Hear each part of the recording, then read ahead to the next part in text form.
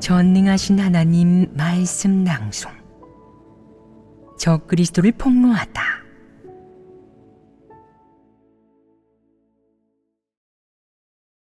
제10조. 진리를 멸시하고 공공연하게 원칙을 위배하며 하나님 지배 안배를 무시한다. 1.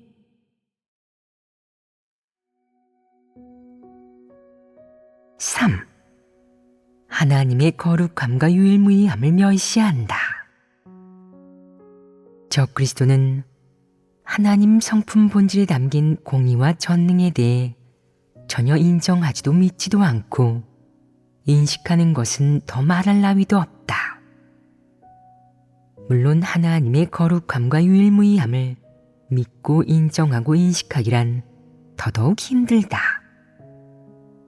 따라서 하나님이 사람에게 정직한 사람이 되고 착실하게 자기 자리를 지키는 피조물이 되라고 할 때 그는 마음속으로 의견이 생기고 일종의 태도와 정서가 생겨난다.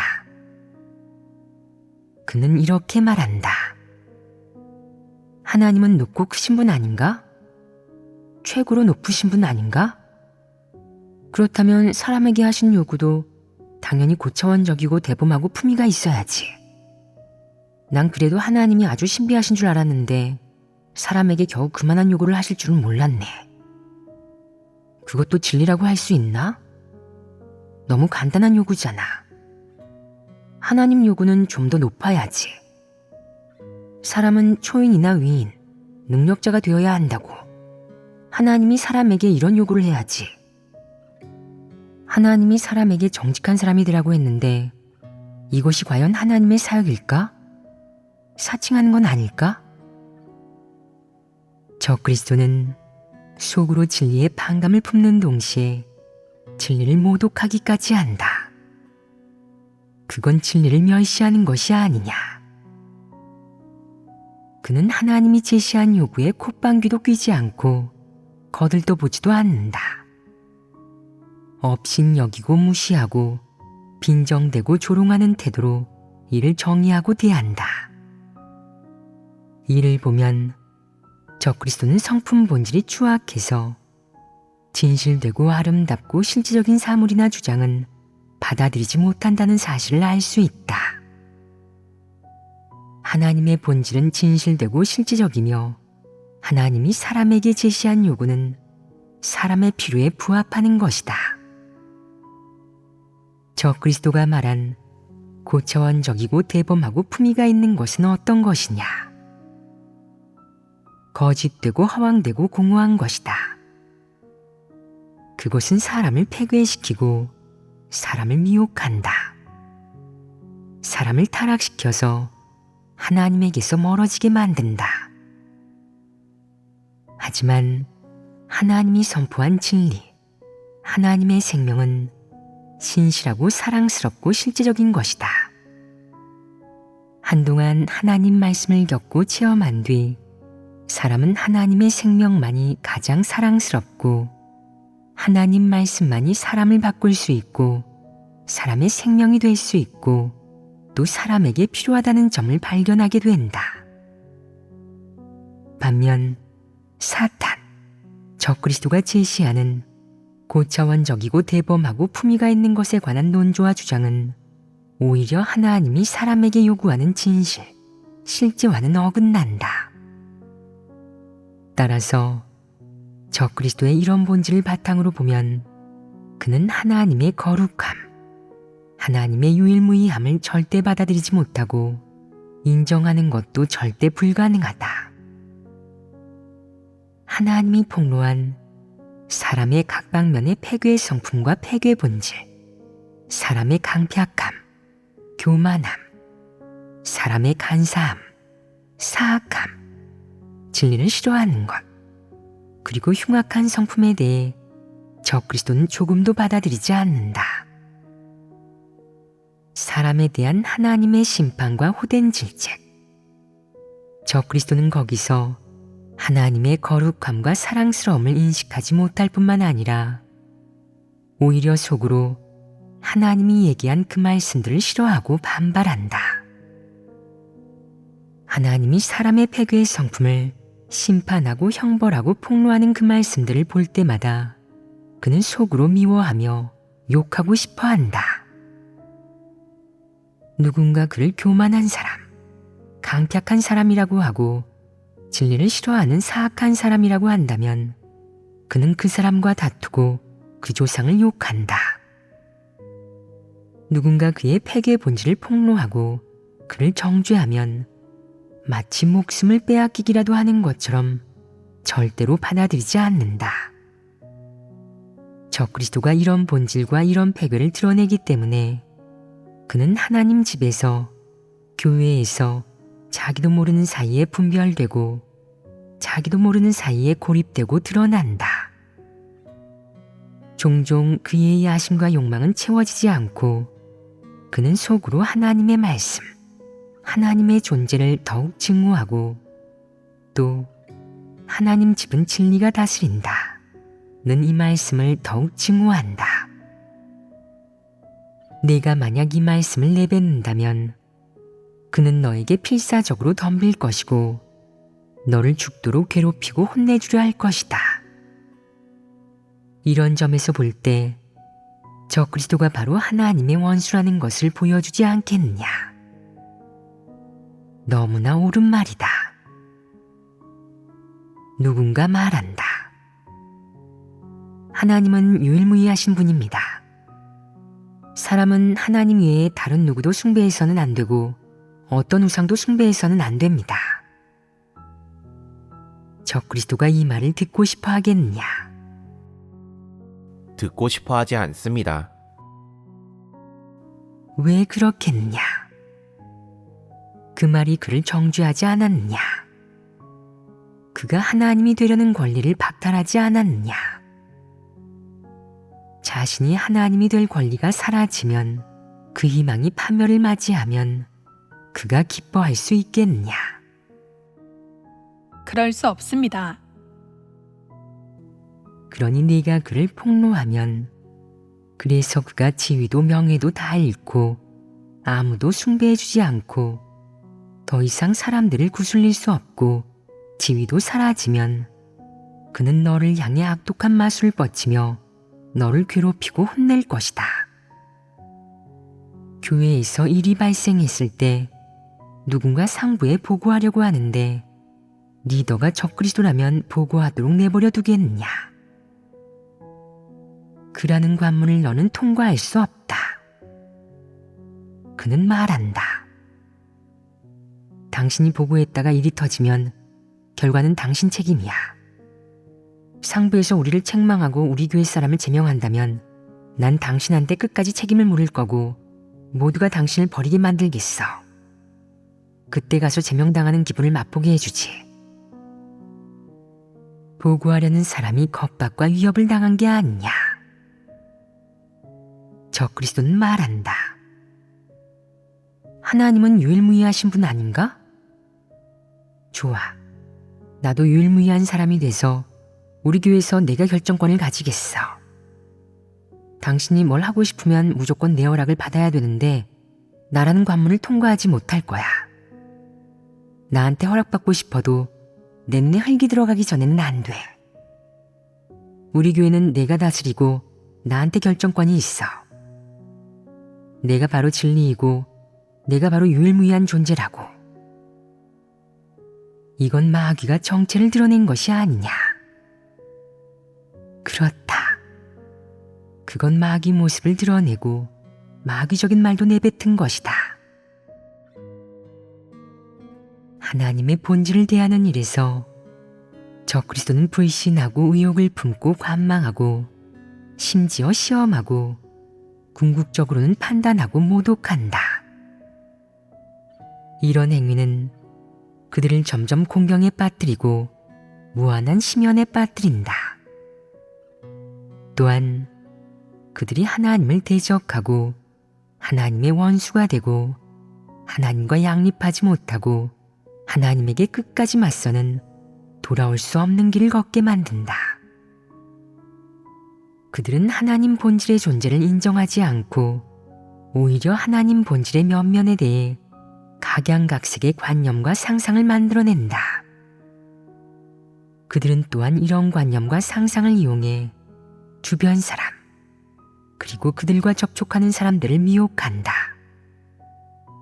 그 목적은 바로 더 많은 사람이 그들과 마찬가지로 하나님의 존재를 의심하고 하나님 본질의 존재를 의심하게 만들려는 것이다. 그는 필사적으로 희생양을 끌어들인다. 혼자 나쁜 짓을 저지른 것도 모자라서 자기와 함께 나쁜 짓을 저지르고 함께 하나님을 대적하며 교회 사역을 교란하고 함께 하나님을 의심하고 부인할 사람들을 찾으려 한다. 하나님 본질의 면면에 대해 적그리스도는 관념과 상상으로 가득하다. 하나님이 한 모든 일을 통해 하나님의 본질을 인식할 수 없을 뿐만 아니라 낱낱이 분석하고 연구하고 시험하고 판단하고 심지어 암암리에 하나님과 맞서려 한다. 당신은 유일무이하신 하나님이 아닙니까? 인류의 운명을 주재하시는 하나님이 아닙니까? 어떻게 하나님 믿는 사람이 이런 일을 당하게 두십니까? 당신이 유일무이하신 하나님이라면 어떠한 적대 세력도 당신의 사역 장소를 침입하게 두어서는 안 됩니다. 이건 무슨 말이냐? 교회에 어떤 일이 생길 때마다 적그리스도는 항상 제일 먼저 일어나 내리깎는 말을 하고 소극적인 말, 판단하는 말을 한다. 제일 먼저 일어나 하나님에게 이치를 따지며 대들고 하나님에게 이래라 저래라 요구한다. 특히 하나님 집에 어려운 일이나 난처한 일이 생겼을 때 적그리스도는 쾌재를 부른다. 그 순간이 그에게는 가장 기쁘고 즐거운 순간, 너무 좋아 날뛰는 순간이다. 그는 하나님 집 이익을 지키지 못할 뿐 아니라 오히려 옆에서 지켜보며 웃음거리로 삼는가 하면 하나님 집에서 반란이 일어나기를 간절히 바라고 하나님 선민들이 잡혀가고 해산되어 하나님 집 사역이 중단되기를 간절히 바란다. 그렇게 되면 그는 마치 설이라도 맞이한 듯 기뻐할 것이다. 매번 하나님 집에서 발생한 일이 잠잠해지고 해결되면서 형제자매들이 거기서 공과를 배울 때 그때가 곧 적그리스도에게는 형을 선고받는 순간이자 가장 의기소침하고 힘든 순간, 가장 낙담하는 순간이다. 그는 형제자매가 잘 되는 꼴을 못 보고 하나님을 따르는 사람들이 믿음을 가지고 충만한 신심으로 하나님을 따르는 꼴을 못 보고 형제자매가 하나님 말씀의 인솔 아래 성품이 변화하여 본분을 충실하게 이행하고 사역이 점점 나아지는 꼴을 못 본다. 그는 교회의 흥성을 차마 못 보고 하나님의 경륜이 차츰 좋은 방향으로 발전하고 있는 꼴을 못 본다. 사람들이 입만 열면 하나님 말씀을 전하고 하나님을 증거하는 일, 하나님의 사랑스러움, 하나님의 공의 성품을 찬미하는 일은 더욱 증오하고 사람들이 어떤 일이든 하나님에게 구하고 기도하고 하나님 말씀을 구하면서 하나님에게 순종하고 하나님 지배에 맡기는 일은 더욱 혐오한다.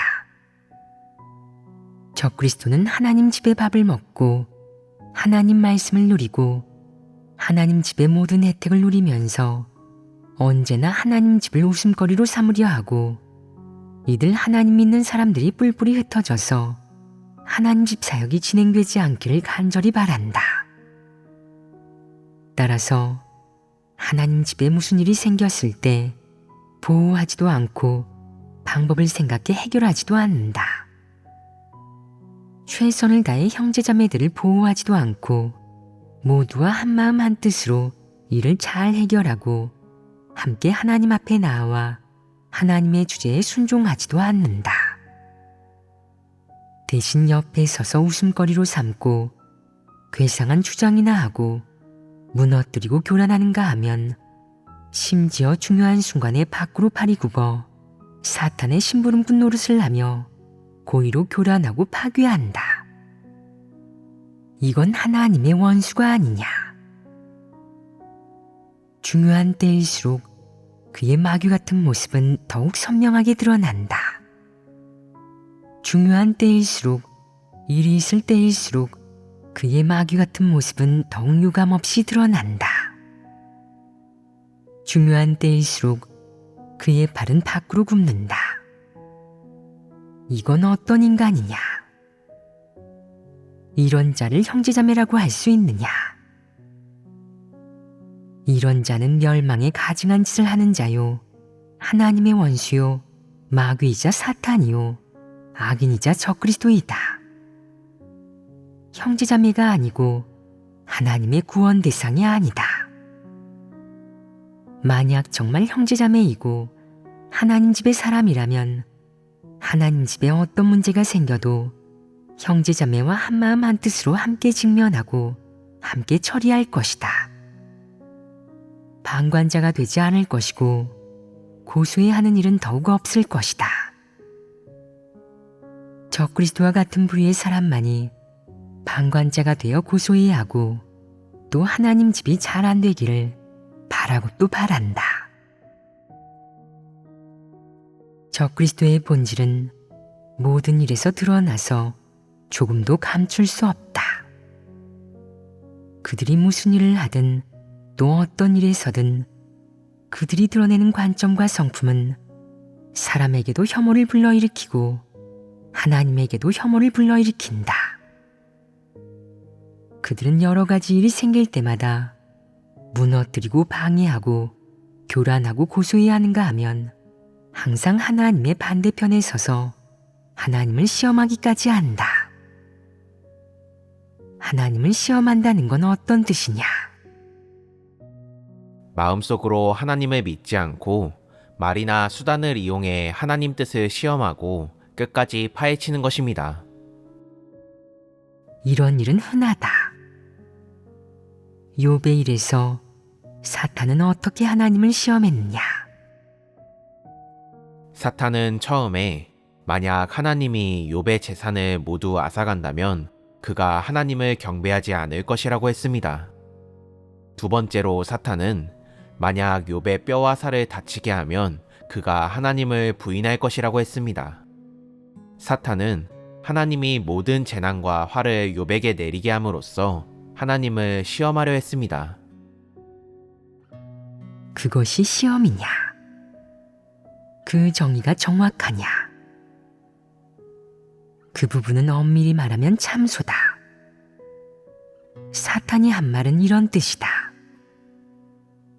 당신은 욥이 완전한 사람이라고 하시지 않았습니까? 당신이 좋은 것을 그토록 많이 주셨는데 그가 당신을 경배하지 않을 수 있습니까? 당신이 만약 그것들을 빼앗아도 그가 여전히 당신을 경배할 거라고 생각하십니까? 이런 건 참소이다. 그렇다면 어떤 일이 시험이냐? 사탄이 강도를 시켜 욥의 재산을 약탈하고 강탈한 일이 욥의 입장에서는 시험이다. 왜 시험이라고 하느냐? 그러니까 너는 하나님을 믿지 않느냐? 내가 너의 것을 앗아간 뒤 내가 그래도 하나님을 믿는지 보겠다. 라는 것이다. 하지만 욥은 어떻게 이해했느냐? 그는 이것을 하나님의 시련으로 생각해서 다투거나 빼앗으려 하지 않았고 아무 말도 하지 않았다. 단지 순종하고 하나님으로부터 받아들였다. 예수에게 닥쳤던 몇 가지 일도 있다. 사탄은 그에게 돌을 떡으로 바꿔달라고 하는가 하면 세상의 부귀영화를 보여주며 자신에게 엎드려 경배하라고 했다. 이런 일들이 시험이다. 그렇다면 적그리스도가 하나님을 시험하는 것으로는 어떤 일들이 있느냐? 적그리스도는 하나님을 경외하는 마음이 없고 뻔히 알고도 악행을 저지릅니다. 그는 단지 하나님을 시험하려 하고 하나님의 징벌이 미칠 수 있는지 보려 합니다. 그건 하나님의 공의 성품을 믿지 않기 때문입니다. 그래서 그는 자신이 악행을 저지를 때 지각하지 못합니다. 그것이 시험이다. 즉, 한번 떠보려는 마음을 품고 하나님이 과연 어떻게 하는지 보려는 것이다. 하나님은 위엄과 진노가 있지 않나? 그럼 내가 교회에서 이렇게 횡포를 부리고 하나님을 등지고 사람을 등지고 나쁜 짓을 많이 저질렀는데 하나님이 과연 알까? 속으로도 괴롭지 않고 육적으로도 달리 징벌받지 않는다면 그건 하나님이 모른다는 뜻이야. 그는 몇몇 작은 일로 솜씨를 부려보고 하나님이 과연 전능한지, 하나님이 사람의 배부를 감찰하는지 테스트하려 한다. 이런 걸 바로 시험이라고 한다. 그는 이 일의 진실성을 검증하려 하고 하나님이 과연 행사할지, 하나님이 과연 존재하는지 테스트하려고 한다. 이런 것이 시험이다. 전에 중국 본토에서 어떤 적그리스도가 사람들을 미혹했다. 그는 하나님 집이 해외에서 합창단을 꾸려서 찬양하는 것을 보고 이런 생각을 했다. 당신들이 해외에서 합창단을 꾸릴 수 있으면 우리도 할 수 있지. 그는 사방에서 사람들을 모아서 합창단을 만들어 찬양을 하고 또 많은 관중들을 불러들여서 꽤 큰 장면을 연출했다. 그가 왜 그렇게 했겠느냐? 하나는 독립왕국을 세우려 한 건데 이건 얘기할 필요가 없겠다. 또 하나, 그는 이런 마음이었다. 우리가 믿는 하나님이 참 하나님이고 우리에게는 성령 역사도 있어. 비록 지금은 큰 불균형이 박해하고 살벌하게 감시하는 좋지 않은 상황이지만 우린 사람들에게 하나님이 과연 보호해 주실지 말지, 이 사람들이 과연 큰일이 나서 잡혀갈지 말지를 보여주자. 이건 어떠한 마음가짐이냐? 이런 게 바로 시험이다. 그는 하나님의 전능을 믿고 하나님의 무소부재를 믿는다는 기치와 구호를 내걸고 하나님이 어떻게 하는지 검증하려 했고 하나님과 내기를 하고 하나님과 힘겨루기를 했다. 이것이 시험이다. 어떤 사람은 누가 이건 먹으면 안 돼요. 먹었다간 배탈이 납니다. 라고 했는데 그걸 어떻게 믿어요? 그냥 먹을래요. 하나님이 제가 배탈나게 하시는지 보죠. 라고 했다. 결국 그는 그걸 먹고 정말 배탈이 났다. 그는 생각했다. 하나님이 왜 나를 지켜주지 않으셨지? 다른 사람이 먹고 탈이 났다면 그건 그가 하나님을 믿지 않아서야. 나는 하나님을 믿는데 왜 남들처럼 배탈이 났지? 그의 이런 행위는 무엇이냐? 시험입니다. 이것은 사람이 하나님을 모르기 때문이다. 그런데 적그리스도는 한술 더 떠서 하나님 본질의 존재를 결코 인정하지 않는다. 그래서 그는 자신의 역량, 자신의 상상을 믿고 행동한다. 그는 믿음에 의지하지 않고 하나님을 시험한다. 그는 그의 행위, 그의 일시적인 생각과 충동을 이용해 하나님이 존재하는지, 하나님의 전능이 진짜인지, 하나님이 과연 그를 지켜줄 수 있는지 테스트한다. 그의 검증이 성공하면 그의 믿음은 이를 바탕으로 계속 이어지지만 그의 검증이 성공하지 않아서 하나님에게 실망하면 어떻게 하겠느냐? 그는 이렇게 말할 것이다. 다신 하나님을 믿지 않겠어. 하나님은 사람을 염려해 주시지도 않잖아. 다들 하나님은 사람의 피난처라고 하는데 내가 보기에는 꼭 그런 것 같지도 않아. 이 말씀을 대할 때 앞으로는 뒷일을 생각하고 그렇게 바보같이 굴면 안 되겠어. 자기 일은 자기가 해결해야지 하나님에게는 아무것도 의지하면 안 돼. 그는 시험을 통해 이런 결과를 얻었다. 이 결과가 어떠냐? 사람이 만약 진리를 추구한다면 이런 결과를 얻겠느냐? 그렇지 않을 것입니다. 왜 그런 것이냐? 사람이 진리를 추구하면 궁극적으로 긍정적이고 좋은 성과와 수확을 거둘 것이다. 즉, 사람이 어떤 일을 할 때 하나님이 어떻게 하고 어떻게 대할지 하나님에게는 하나님의 방식과 원칙이 있고 사람에게는 사람이 다해야 할 의무가 있고 사람의 본능이 있다는 것이다. 하나님은 사람에게 본능을 내려주었고 사람에게 이미 원칙을 주었으니 사람은 하나님 말씀의 인솔을 받으며 원칙대로 행해야 한다. 어떤 일들은 겉보기에는 하나님이 마땅히 사람을 지켜줘야 하는 것처럼 보인다. 그렇다면 이 마땅히는 사람에게서 온 것이냐 아니면 하나님에게서 온 것이냐? 그건 사람의 머리에서 생각해낸 것이다. 이 마땅히는 진리가 아니고 하나님의 책임이 아니다. 그렇다면 하나님은 과연 어떻게 하겠느냐? 하나님은 하나님의 방법이 있고 하나님의 원칙이 있다. 하나님은 가끔 너를 지켜주지 않음으로써 너를 드러내고 네가 어떤 길을 택하는지 본다. 때로는 열악한 상황을 이용해 어느 한 방면에서의 내 인식을 온전케 하고 내가 그 방면에서 진리를 얻고 변화하게 함으로써 너를 굳건하게 만들고 성장시킨다. 요컨대 하나님이 어떻게 하든 하나님은 하나님이 일하는 원칙과 도리가 있고 하나님이 일하는 목표와 취지가 있다.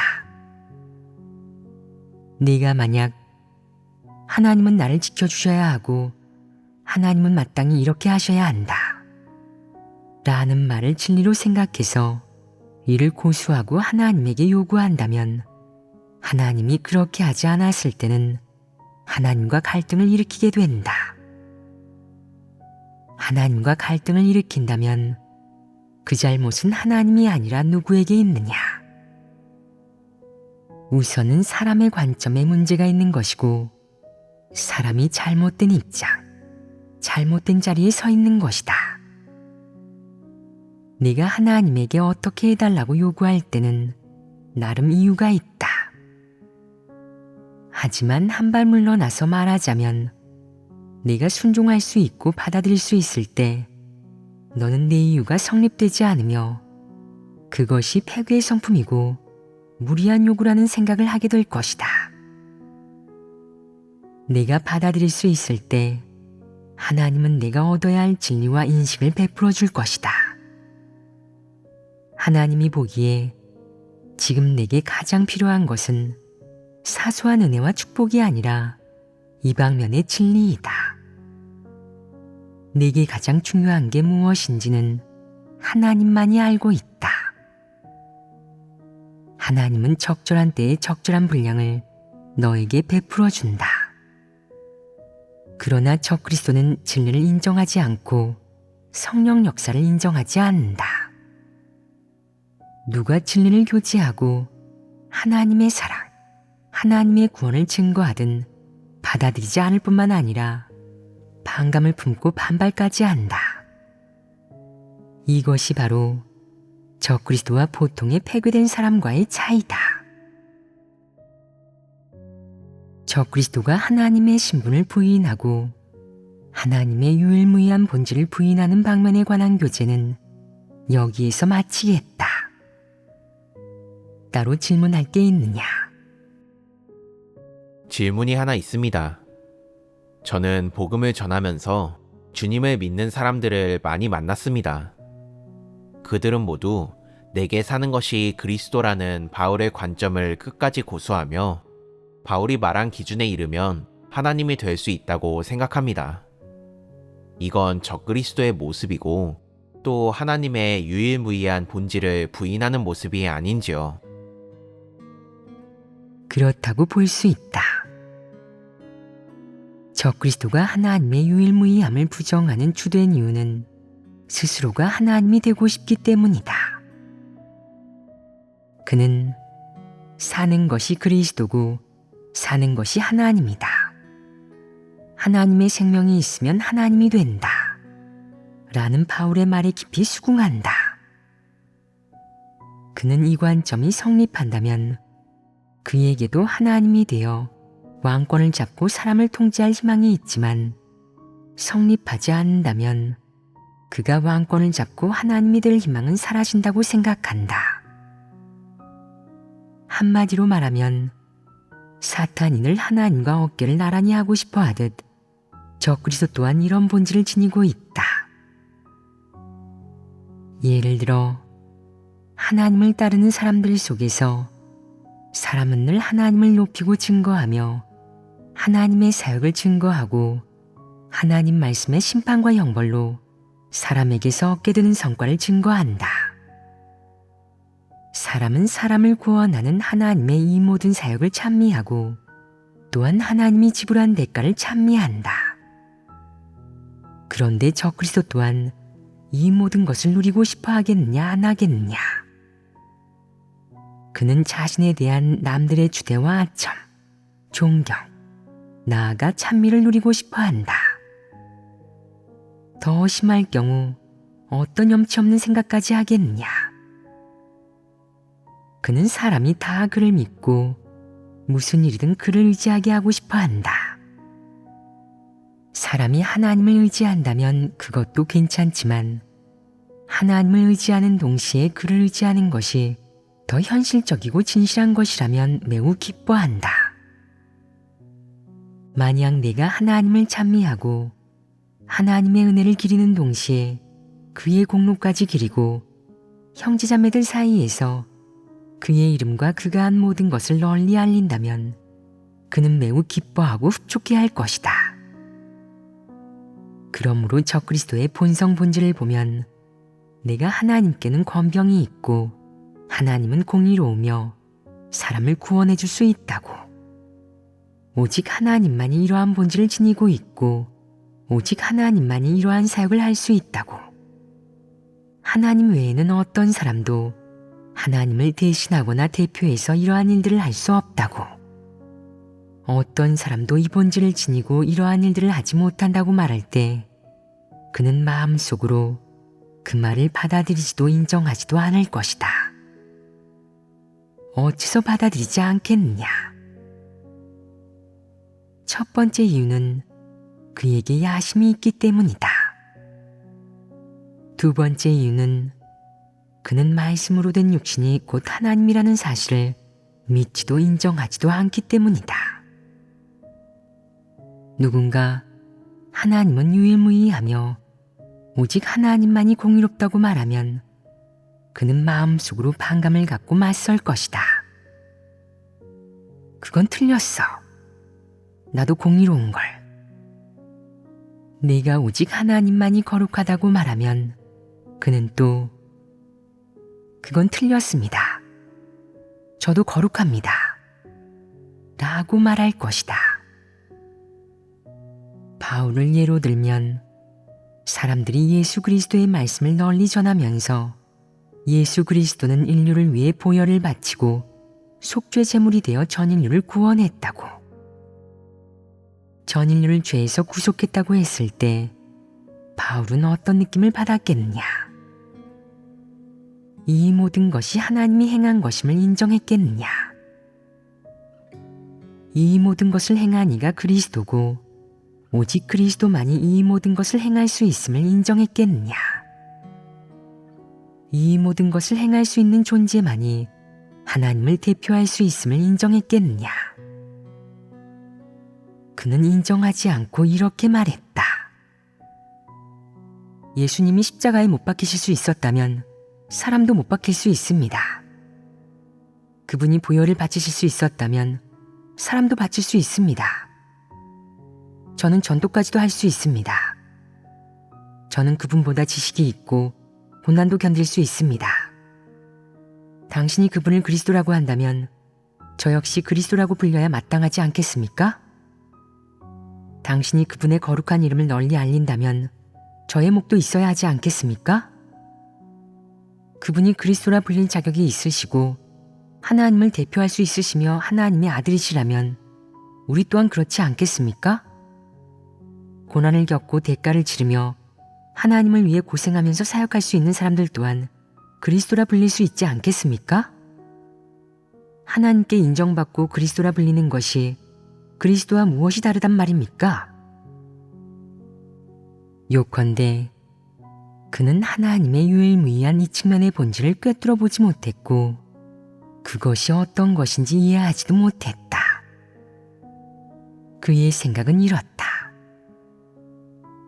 그리스도나 하나님, 이런 건 사람의 능력이나 재주를 통해 단련해낼 수 있어. 권력은 자기가 악착같이 노력해서 얻어내는 것처럼 말이야.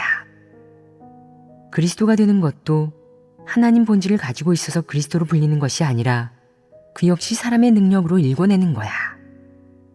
세상에서도 마찬가지로 능력과 재주가 뛰어난 사람이 관직에 오르고 결정권을 가지잖아. 그는 바로 이런 논리를 갖고 있었다. 저 그리스도는 하나님의 말씀이 진리임을 인정하지 않고 하나님의 말씀에서 얘기하는 하나님의 본질과 성품 등을 들어도 이해하지 못한다. 그는 문외한이며 풋내기이다. 이해하지 못하기에 모르는 소리만 하고 영적인 이해력이 없는 말만 하는 것이다.